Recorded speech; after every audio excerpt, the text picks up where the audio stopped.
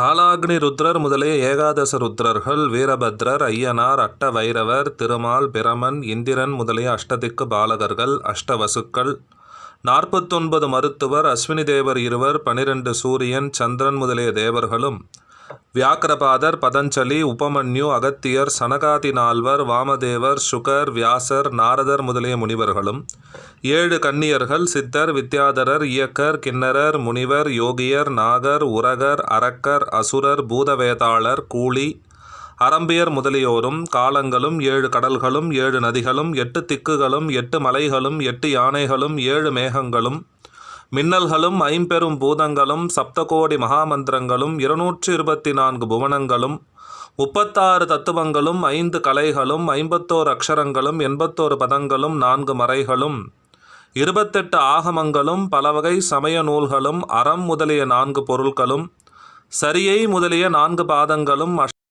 அஷ்டமா சித்திகளும் புறப்பட்டு மாப்பிள்ளை அழைப்பிற்காக திருக்கைலாய மலையினை வந்து அடைந்தார்கள். அனைவரையும் சுவாமி வரவேற்றார்.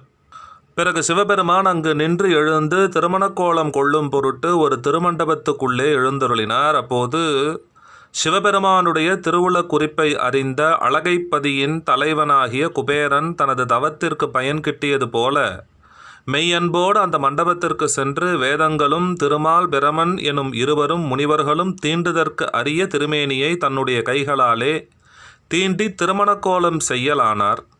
அழகிய ஆடையை முன்புறத்தில் கொய்சகமாகவும், அதாவது அடுக்கடுக்காக மடித்து செருகி சாற்றினார். சிகையை கொண்டையாக புனைந்தார். கற்பக மலரை அந்த கொண்டையிலே சூட்டினார்.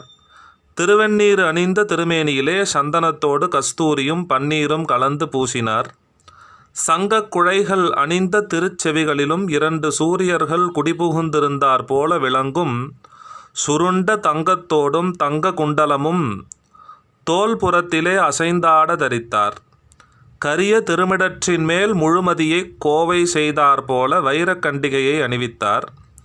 முன்னூல் புரளும் அகன்ற திருமார்பின் கண் திருமுடியில் உள்ள திங்கள் அமுதை பொழிவது போல ஒளிவீசும் முத்து மாலையை சார்த்தினார். இருளினை ஓட்டும் மாணிக்க மாலையை முத்து மாலைகளின் நடுவிலே திருப்பார்கடலில் முளைத்தெழுந்த இளம் கதிரவனைப் போல விளங்க தரித்து அழகு செய்தார். 4 திருத்தோள்களிலே பட்டிகளை தரித்தார். அத்தோள்களிலே அங்கதம் எனும் தோல் அணிகளை புனைந்தார். யானை தோலை அகற்றி அழகிய மேலாடையை சாற்றினார். மந்திர வடிவமான பவித்திரத்தை எடுத்து விரலிலே அணிவித்தார். பூ மாலைகளை திருத்தோள்களிலே சார்த்தினார். திருவடிகளிலே சிலம்பையும் வீரக்கழலையும் சேர்த்து கட்டினார்.